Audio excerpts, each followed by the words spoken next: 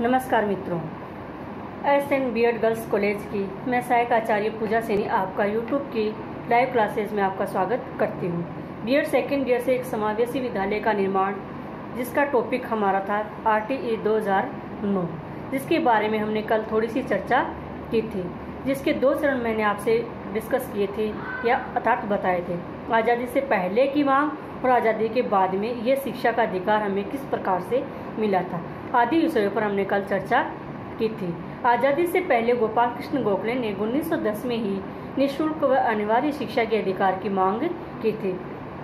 उसके पश्चात 1937 में महात्मा गांधी जी ने भी निःशुल्क व अनिवार्य शिक्षा की मांग 14 वर्ष तक के प्रत्येक बालक की व्यवस्था करने के लिए कहा था। 1947 में आज़ादी के बाद में ही सुप्रीम कोर्ट की दखलंदाजी से अनुच्छेद 45 में इसको लिया गया था, अर्थात फिर ये कानून का रूप लेते हुए भाग 21 क में अनुच्छेद 21 क के भाग 3 में इसको स्थान दिया गया था, जिसमें 6 वर्ष से लेकर 14 वर्ष तक के प्रत्येक बालक की शिक्षा को सुनिश्चित किया गया था। संसद में इसको पारित विभिन्न चरणों से गुजरता हुआ ये 26 अगस्त 2009 को एक कानून का रूप ले लेता है। इसके बाद में इसको संपूर्ण भारत में 1 अप्रैल 2010 को लागू किया जाता है, जिसमें जम्मू कश्मीर को छोड़ दिया जाता है, जबकि राजस्थान में इसको 29 मार्च 2011 को लागू किया गया था। यहाँ पे आप ध्यान रखिए, संपूर्ण भारत में तो इसको 1 अप्रैल 2010 को ही लागू कर दिया गया था, परंतु हमारे भारत में इसको राजस्थान में इसको 29 मार्च 2011 को लागू किया गया था। आज हम इसकी विभिन्न धाराएं, अध्याय व अनुसूची के बारे में आपसे चर्चा करेंगे।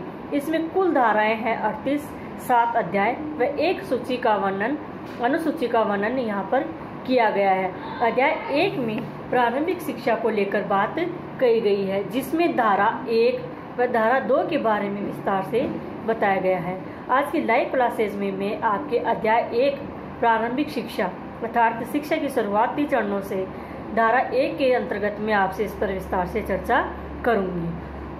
धारा 1 में निःशुल्क व अनिवार्य शिक्षा 2009 की बात कही गई है, जिसको संपूर्ण भारत में 1 अप्रैल 2010 को लागू किया गया, जिसमें जम्मू कश्मीर को छोड़कर, और ऐसा करने वाला हमारा भारत देश 135वां देश बन चुका था। अब इसकी धारा 2 की बात करते हैं, तो सबसे पहले इसमें धारा 2 की उपधाराओं का वर्णन यहाँ पर किया गया है, जिसमें धाराएं क से लेके ये तक का वर्णन यहाँ पर किया गया है। धारा सबसे पहले 1 आती है, जिसमें पिछड़े हुए बालकों की शिक्षा की व्यवस्था की गई है। पिछड़े हुए बालकों से हमारा तात्पर्य यहाँ पे जिनको आरक्षण मिला हुआ है, उन बालकों की शिक्षा की व्यवस्था की गई है। पिछड़े हुए बालकों में आपका SC, ST, OBC, अल्पसंख्यक आदि समुदाय इसके अंतर्गत आते हैं। अभावग्रस्त नंबर 2 पर अभावग्रस्त बालकों की शिक्षा की व्यवस्था की गई है, जो कि APL और BPL के अंतर्गत आते हैं, जिनके पास मूलभूत सुविधाएं भी नहीं होती है, उनकी शिक्षा की यहाँ पर व्यवस्था की गई है। बहुत से बच्चे अल्पसंख्यक और अभावग्रस्त बच्चों को एक ही समझ लेते हैं, लेकिन यहाँ दोनों ही अलग अलग है। अल्पसंख्यक से तो हमारा पिछड़े हुए और अल्पसंख्यक से तो हमारा मतलब है आरक्षण जिनको प्राप्त है उन बालकों की शिक्षा, और अभावग्रस्त बालकों से हमारा अभिप्राय है जो PPL के अंतर्गत आते हैं। अब धारा 2 की उपधारा 3 में इसमें वर्णन किया गया है कि 6 वर्ष से लेकर 14 वर्ष तक के प्रत्येक बालक की यहाँ पे शिक्षा की व्यवस्था की गई है। फिर नंबर 4 पर आता है प्रति बालक फीस। किसी भी बालक को फीस के कारण प्रवेश से वंचित नहीं किया जाएगा, उसे प्रवेश दिया जाएगा।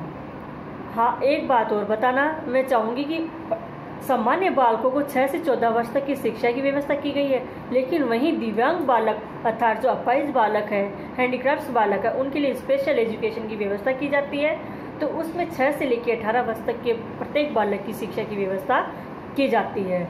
फिर हम आते हैं नंबर 5, उपधारा नंबर 5 में आते हैं, जिसमें विद्यालयों के प्रकारों का बताया गया है, जिसमें सबसे पहले आते हैं सरकारी विद्यालय। सरकारी विद्यालय में प्रत्येक बालक, प्रत्येक समुदाय बिना किसी भेदभाव के बच्चों को प्रवेश दिया जाता है और उनकी शिक्षा की व्यवस्था की जाती है। बिना किसी भेदभाव के प्रत्येक बच्चे को वहाँ पे शिक्षा प्रदान की जाती है। फिर आता है आपका निजी विद्यालय।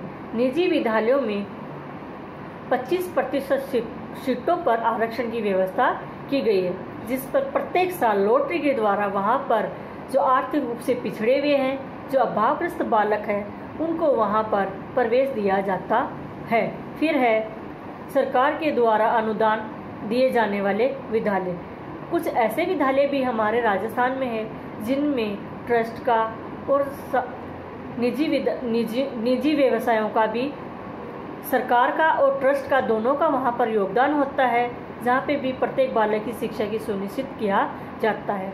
फिर आता है खास विद्यालय, स्पेशल एजुकेशन, अर्थात दिव्यांग बालकों की शिक्षा की व्यवस्था भी अलग से विद्यालयों के द्वारा की गई है।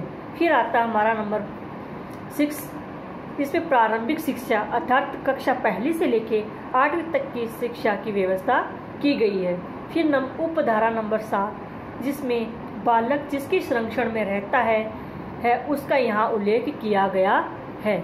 जिसकी संरक्षण अर्थात वो अपने दादा दादी, माता पिता, नाना नानी, वो जिसी के पास भी रहता है, उसके प्रत्येक अभिभावक की ये अधिकार बनता है कि वो अपने बच्चों को शिक्षा दिलाए और उनकी शिक्षा को सुनिश्चित करे। उसके बाद में आता है स्थानीय अधिकारी, अर्थात बच्चा जिस शहर में, जिस गांव में, जिस पंचायत में रहता है, तो वहाँ के ग्राम पंचायत हो या नगर परिषद हो या स्थानीय अधिकारी हो, वहाँ वो जिस भी क्षेत्र से जुड़ा हुआ है, वहाँ के पंचायत समिति हो, उन सबका दायित्व बनता है कि वो प्रत्येक बालक की शिक्षा की व्यवस्था करे और उन्हें शिक्षा लेने के लिए प्रेरित करे। उसके बाद में आता है राष्ट्रीय बालक अधिकार संरक्षण आयोग, जिसको 2005 की धारा 3 के अधीन है। राष्ट्रीय बालक अधिकार संरक्षण प्रत्येक बालक को मिलने वाला अधिकार, जिसका उल्लेख 2005 की धारा 3 के अंतर्गत किया गया है। फिर आते बालक के माता पिता को बालक की शिक्षा के लिए प्रेरित किया गया है और व्यवस्था करनी चाहिए, ऐसा सुनिश्चित किया जाना चाहिए। फिर आता है प्रारंभिक शिक्षा देने वाला कोई भी मान्यता प्राप्त विद्यालय। बालक जिस भी ग्राम पंचायत, स्थानीय स्तर पर जहाँ से भी है और उसके पास में जितने भी विद्यालय पढ़ते हैं, वहाँ के प्रत्येक विद्यालय का ये दायित्व बनता है कि अपने आसपास आने वाले प्रत्येक बच्चे की शिक्षा की व्यवस्था करे बिना किसी भेदभाव के। फिर आता है बालक के प्रवेश को सुनिश्चित करना। ये हमारे स्थानीय सरकारों का, हमारे अभिभावकों का और स्कूल्स का ये दायित्व बनता है कि प्रत्येक बालक का प्रवेश सुनिश्चित करे, उन्हें प्रेरित करे आगे बढ़ने के लिए, आगे पढ़ने के लिए। उसके पश्चात आता है इसके अतिरिक्त भी और भी बहुत से विद्यालय जहाँ से बच्चे शिक्षा ग्रहण कर सकते हैं, जैसे नवोदय विद्यालय, सैनिक स्कूल, केंद्रीय विद्यालय। वहाँ पर भी बच्चा अपनी इच्छा के अनुसार शिक्षा प्राप्त कर सकता है, पर शर्त है कि माता पिता, अभिभावक उसकी शिक्षा को सुनिश्चित करे, उसे आगे बढ़ने के लिए प्रेरित करे। आज हमने यहाँ पर अध्याय 1 में इसका वर्णन किया है। धारा 1 और धारा 2 को हमने यहाँ पर पढ़ा है और अध्याय 1 को हमने पूरा पढ़ लिया है। कल हम इस पे अध्याय 2 के बारे में आपसे चर्चा करेंगे। जय हिंद।